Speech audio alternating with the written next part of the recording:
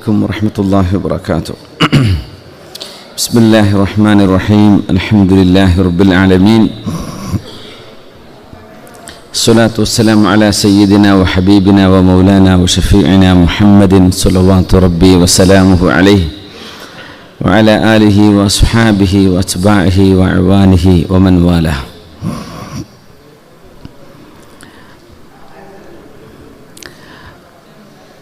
My dear brothers and sisters in Islam, we continue to explore the inner meanings and the prophetic traditions of Islam, which will help us to mold our behavior and shape our character and our personalities. Because our ulama, the scholars of Islam, they have a great statement that Islam is not understood only through your prayers and fasting and your charity. Rather, Islam is exercised through your actions and thoughts.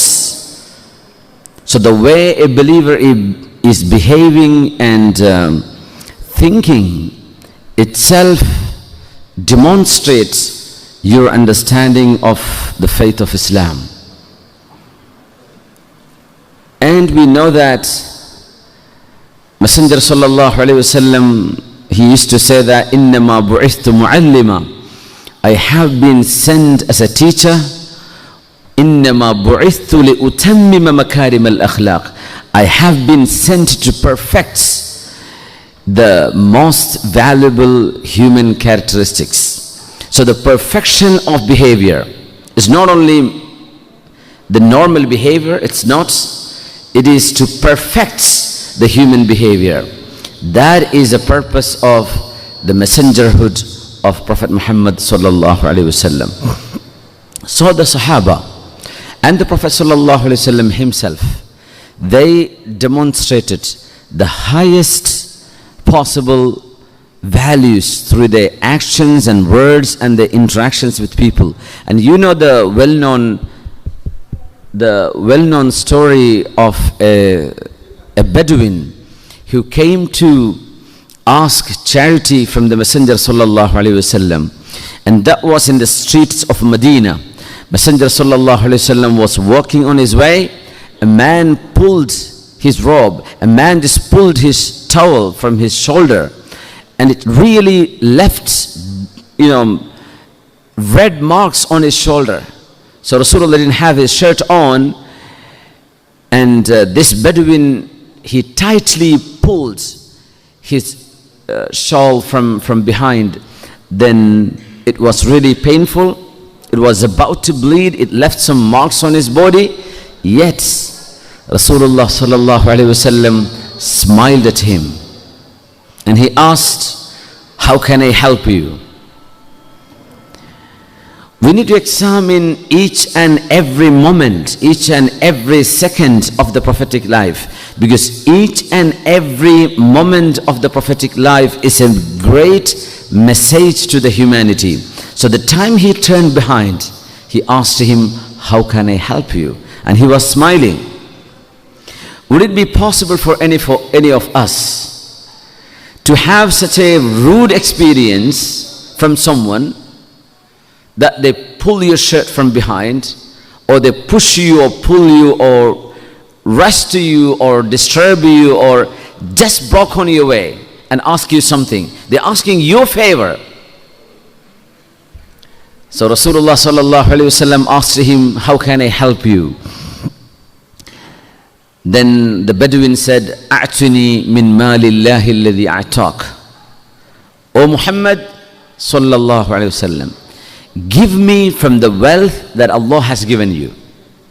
He thought anything that Rasulullah possesses everything was charity, none was his. So he said, give me the wealth that Allah has given you. So the answer of the Messenger sallallahu alaihi wasallam was that أما المال فمال الله. The wealth is Allah's wealth. يا أعرابي إنه سيقاد منك. O Bedouin, definitely I will have to take a revenge from you, because you really left a red mark on my shoulder. And look at this, it's painful. So I have to do the same to you. Then smiling, the Bedouin said, I knew that you do not repel the bad with bad. I knew that. And you have the best of manners. So how come you take revenge from me?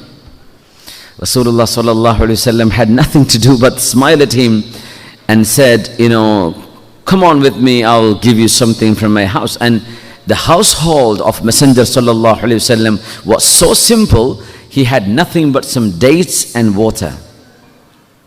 So he said, I have a few dates, you can take whatever you want, and you can drink from the water that I have. So he took as much as possible he could. And while coming out of the house, it is the masjid. You can imagine the house of Rasulullah, the Hujratul Sharifa, the house of Aisha radiallahu anha. The next door is Al-Masjid Al-Nabawi. So they just stepped into the masjid.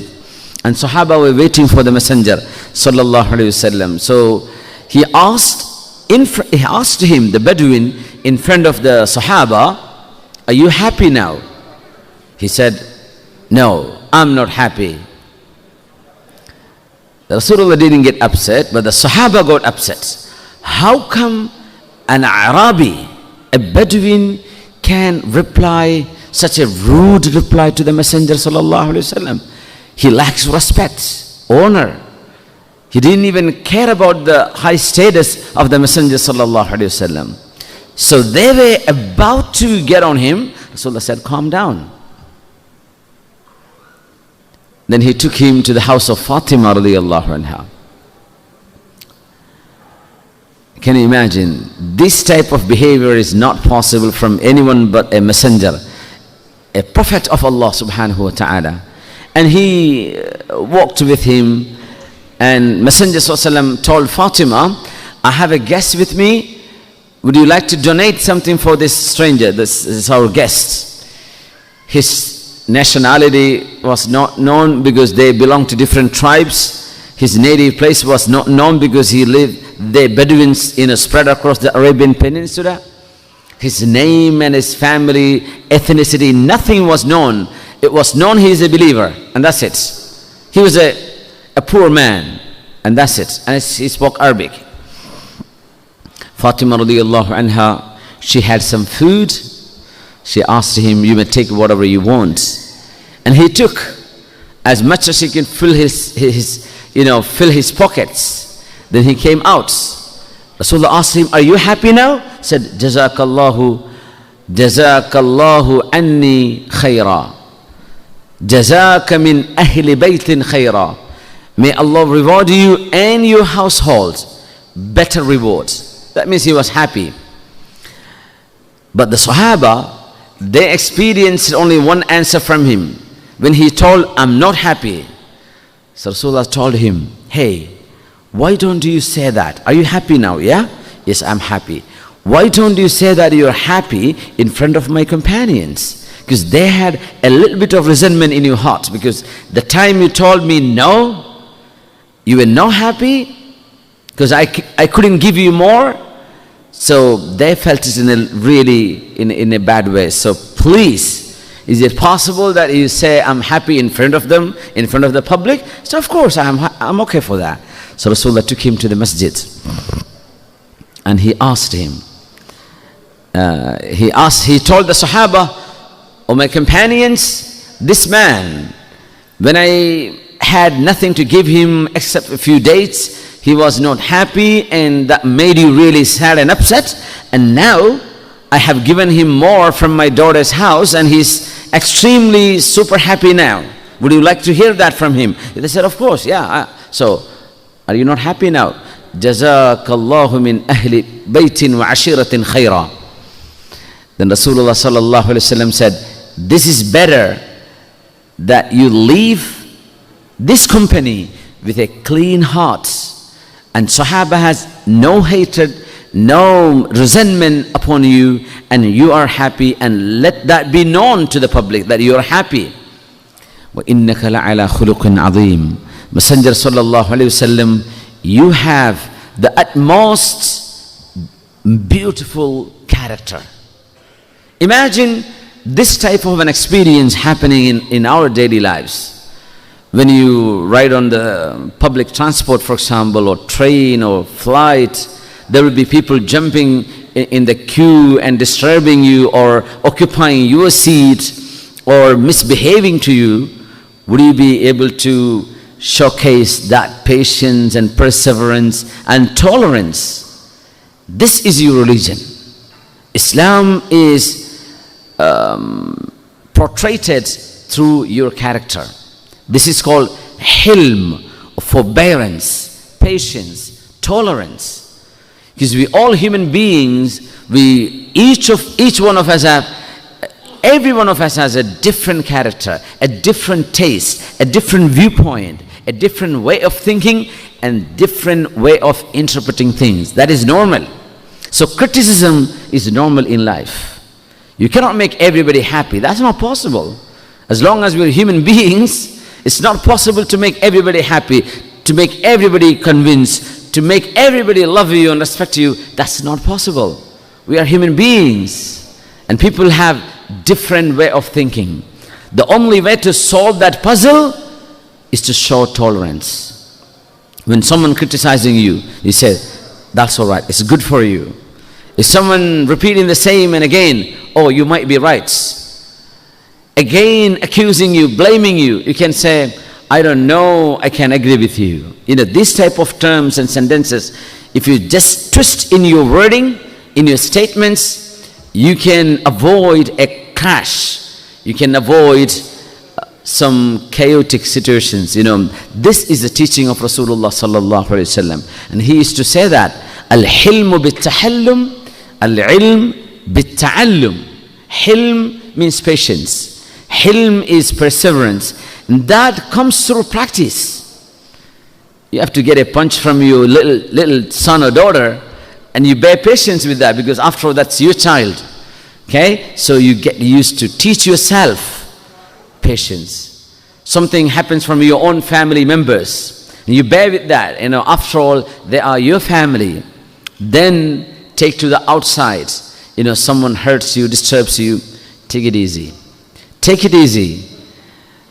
Umar ibn Abdul Aziz radiyallahu ta'ala an, one of the great Khalifa in the Islamic history, he was known to be the second Umar after Umar ibn Khattab radiyallahu anhu.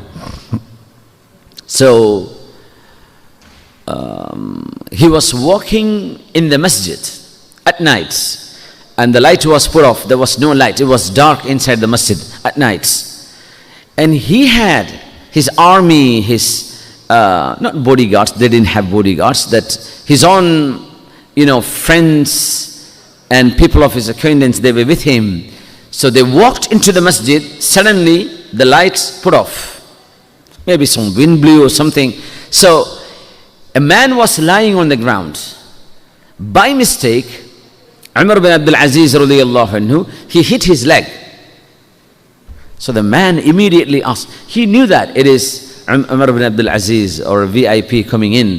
He said, Anta a'ma, are you blind? And that's a normal, someone could ask that. Are you blind? You didn't see me? Because he was not visible, it was dark. But maybe he slept when it was there was light. When he woke up, it was dark. You know, he just said that word. And Umar ibn Abdul Aziz radiyallahu anhu just said, no, I'm not blind. And the companions, they actually stood up to teach him a lesson, just to reprimand him.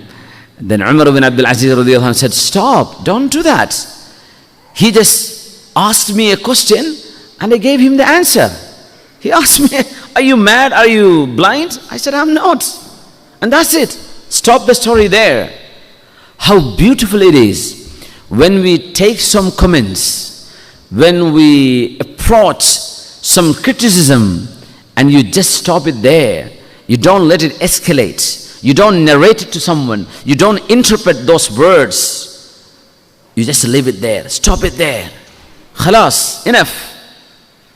إنما سألني سؤالا فأجبته. Who is this? Someone who was ruling from China all the way to Spain. That was him, Umar ibn Abdul Aziz radiyallahu anhu. And he said, I'm not blind, I'm not mad. Subhanallah. Great examples.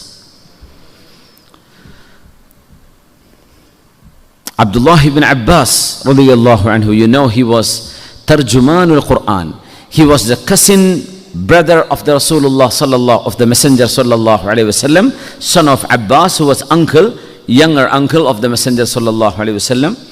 You know, his father's brother, younger brother. So his son Abdullah ibn Abbas radiyallahu anhuma, who is well known for his knowledge, his wisdom, his interpretation of Quran, his teaching in Al-Masjid al-Haram, the Makkah mosque, you know, around the Kaaba, Al-Masjid al-Haram. Ibn Abbas radiyallahu anhu, he was a mudarris. He was a teacher there for 30 years. For 30 years, he was a teacher, mudarris, scholar, giving fatwa. Hundreds of students learning from him. That was him.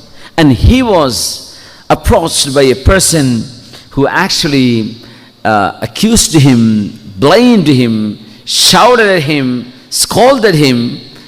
And Ibn Abbas radiyallahu ta'ala and called his servant and said, you may please ask him, does he need anything that we can, you know, we can help him? He has anything that we can pay for him? Does he have any debt we can pay it off? Does he need any food we can give? Just ask him what he wants. So the man was really ashamed. Ibn Abbas radiyallahu anhu didn't say a word in return. Such is the incident with Abu Bakr Siddiq radiyallahu ta'ala an. And you know the story. I don't know if we mentioned in here. Yeah, Rasulullah sallallahu alayhi wasallam and Abu Bakr Siddiq radiyallahu anhu, both were sitting in a company. A man from Quraysh came and blamed Abu Bakr Siddiq radiyallahu anhu. He was accusing him, shouting at him. He was just insulting Abu Bakr Siddiq radiyallahu anhu. And Rasulullah sallallahu alayhi wasallam and Abu Bakr Siddiq radiyallahu anhu, both of them kept literally silent. They didn't say anything. They didn't say any single word. But when the man continued his rude behavior, Abu Bakr Siddiq radiyallahu anhu gave him a reply. The moment he gave the reply, Messenger sallallahu alayhi wasallam stood up. He started walking away. And Siddiq radiyallahu anhu said, "Oh Messenger of Allah, what made you upset? Why are you walking away from me?" And he was smiling, and when I started speaking, you just walked away.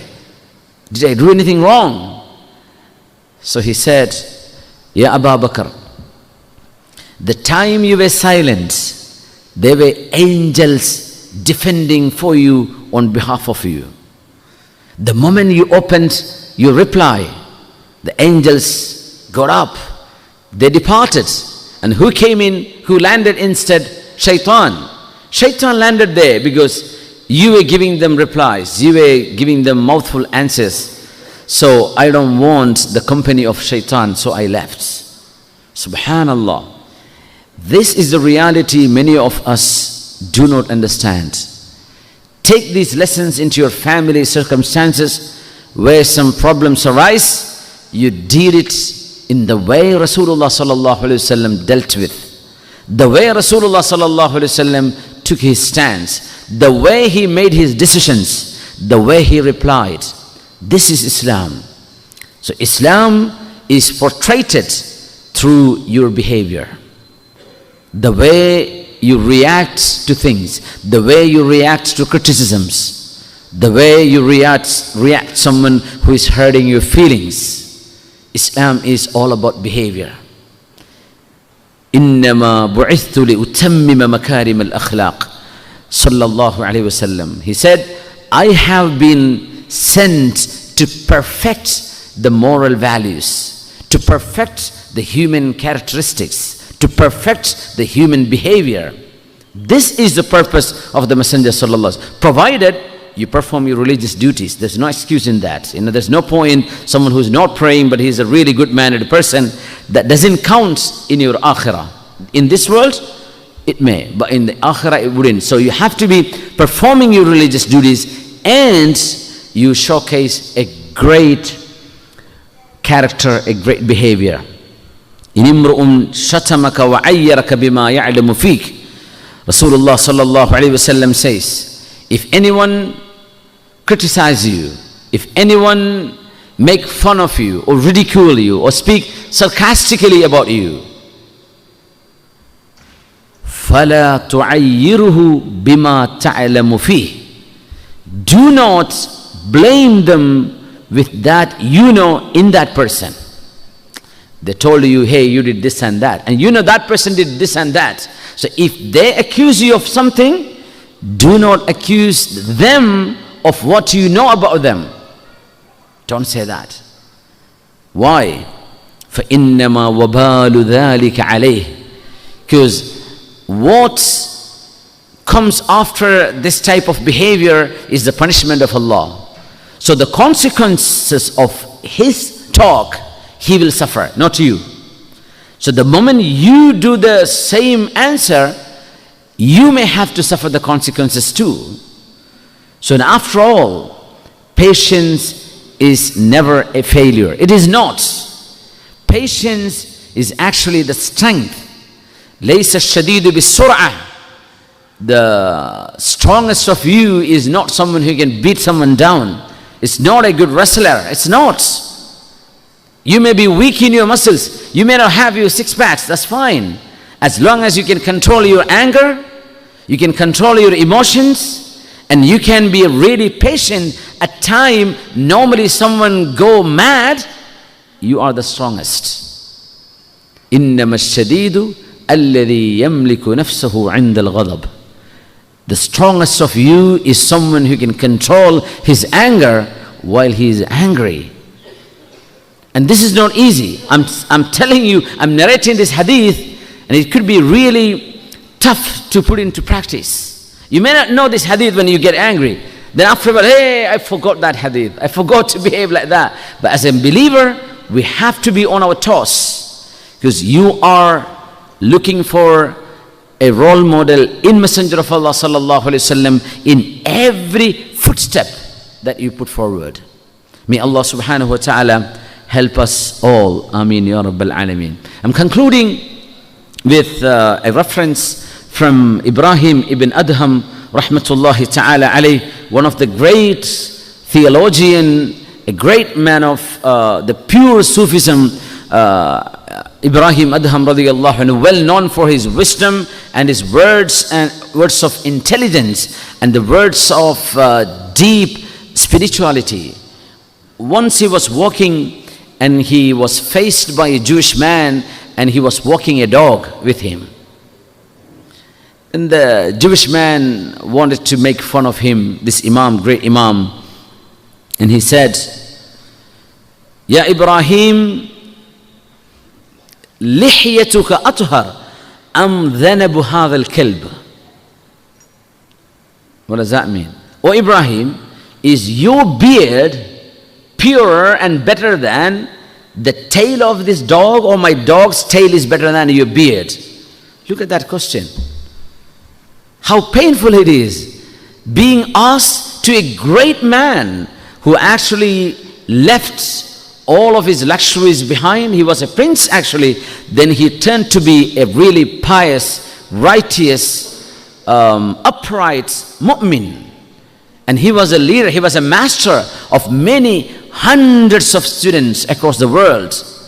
And this was, he was asked, is your lihya, your beard, better or purer, or the tail of my dog? And he has a dog in his hand. What would you do? What would be your answer? As human beings, we all react, yeah? We react emotionally. How do you know someone is religious? You know them when tribulations come, when they go through really tough time, when they're faced with challenges. If there is no challenge, the stronger and weak will not be known. Nobody knows who is weak, who is strong. And now, what do you expect? What would be the answer of Ibrahim Adham, rahmatullahi ta'ala alayh? He said, "O Yehudi, I appreciate your reference, your comment. If I am in Jannah, in the hereafter, if I get to go to Jannah, to the paradise in the hereafter, definitely my beard is better than the tail of your dog. But if I'm not, if I go to the other side, to Jahannam, to hellfire, then definitely the tail of your dog is better than mine." Yehudi was shocked. He said, "Is this Islam? Is this kind of marvelous wisdom being, nourished in the Muslim minds?" MashaAllah. He said, "Wallahi ma hadihi illa akhlaqul anbiya." This is behavior of prophets. Only prophets of Allah can say these answers. فَأَسْلَمْ. He said, "Ashhadu an la ilaha illallah wa ashhadu anna Muhammadan Rasulullah." I testify there is no God worthy of worship except Allah, and Muhammad sallallahu alayhi wasallam is his mighty messenger. So, لَأَنْ يَهْدِيَ اللَّهُ بِكَ رَجُلًا وَاحِدًا خَيْرٌ لَكَ مِنَ الدُّنْيَا وَمَا فِيهَا. If you were able to guide someone into the right path, that is better for you than each and every dirham, dollar, pound or euro or penny or rupee, whatever you want to earn. A man getting guidance from you is better than the entire wealth you can accumulate from this world.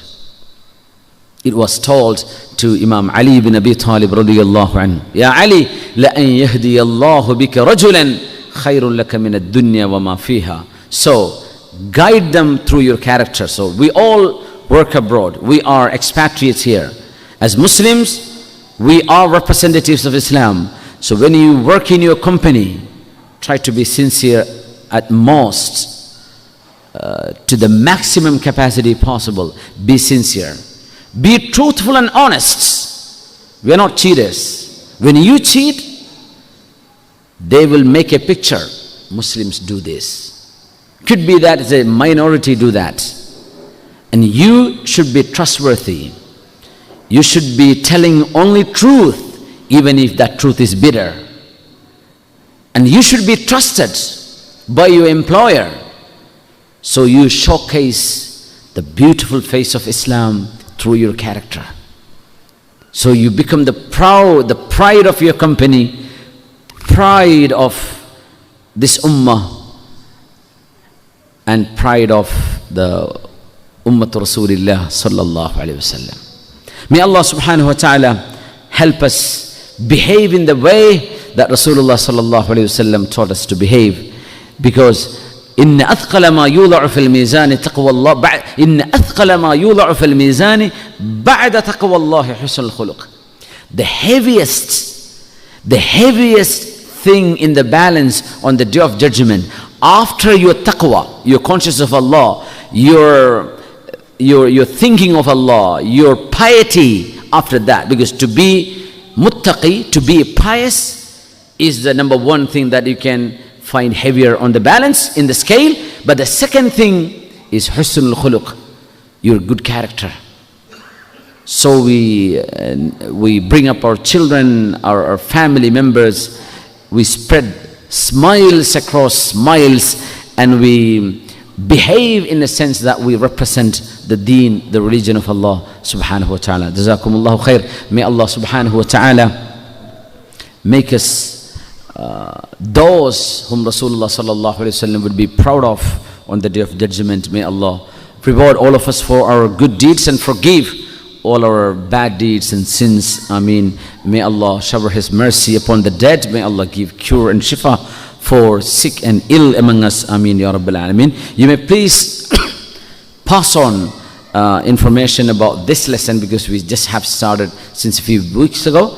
Please pass on to your non-Malayali community, who don't speak Malayalam and they can understand English. Please let them come in, inshallah. You get the reward for that.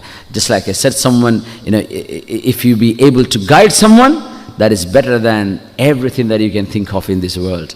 Inshallah. Jazakumullah khairah. Assalamu alaikum wa rahmatullahi wa barakatuh.